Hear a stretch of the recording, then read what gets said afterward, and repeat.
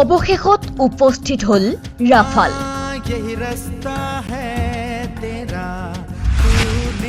অধিক সবলৰ দিশে প্ৰতিৰক্ষা বিভাগ। প্ৰতিৰক্ষা বিভাগৰ গৌৰৱী সংযোজন। প্ৰতিৰক্ষা বিভাগত সংযোজিত হল ৰাফাল। উৎফুল্লিত দেশবাসীৰ লগতে প্ৰধানমন্ত্ৰী, প্ৰতিৰক্ষা মন্ত্ৰী। কংগ্ৰেছকে ধৰি কেইবাটাও ৰাজনৈতিক দলৰ ৰাফালক আদৰণি। ফ্ৰান্সৰ পৰা ৭,০০০ কিলোমিটাৰ দূৰত্ব অতিক্ৰমি অৱশেষত ভাৰতীয় বায়ুসেনাৰ ষ্টেচন আম্বালাত উপস্থিত হৈছে দুখনকৈ সুখয় ৩০ MKI যুঁজাৰু বিমানৰ প্ৰতিৰক্ষাৰে ভাৰতীয় প্ৰতিৰক্ষা বিভাগৰ অন্যতম কৃতিত্ব ৰাফাল যুঁজাৰু বিমান।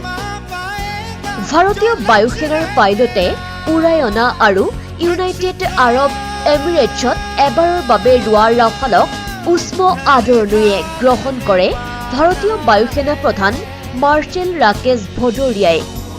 ২০১৬ চনত স্বাক্ষৰিত চুক্তি অনুযায়ী প্ৰায় ৫৮,০০০ কোটি টকা ব্যয়েৰে ক্ৰয় কৰা ৩৬খন শক্তিশালী যুঁজাৰু বিমানৰ ৫খনৰ উপস্থিতিয়ে ভাৰতৰ প্ৰতিৰক্ষাক দুগুণ শক্তি প্ৰদান কৰাত উৎফুল্লিত হৈ পৰিছে প্ৰধানমন্ত্ৰী নৰেন্দ্ৰ মোদীৰ লগতে প্ৰতিৰক্ষা মন্ত্ৰী ৰাজনাথ সিং।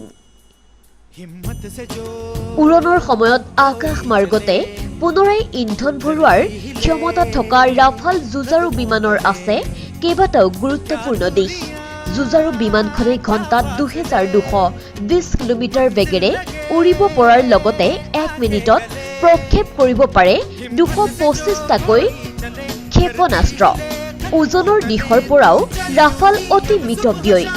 বিশ্বৰ আগশাৰীৰ এই যুঁজাৰু বিমানখনৰ এক্সটাৰ্নেল ওজন ৯.৫ টন আৰু মুঠ ওজন ১০ টন, যি আনতকৈ বহুখিনি কম। সেয়েহে হয়তো ভাৰতবাসীয়ে একেমুখে স্বীকাৰ কৰিবলৈ বাধ্য হৈছে ৰাফাল ভাৰতৰ প্ৰতিৰক্ষাৰ এক গৌৰৱী সংযোজন। ৰাফালক আদৰণি জনাইছে কংগ্ৰেছকে ধৰি দেশৰ কেইবাটাও ৰাজনৈতিক দলে। News desk report, north east voice Assam.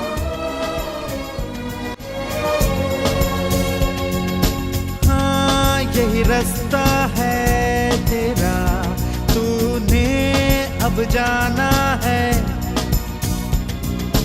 हाँ यही सपना है तेरा, तूने पहचाना है।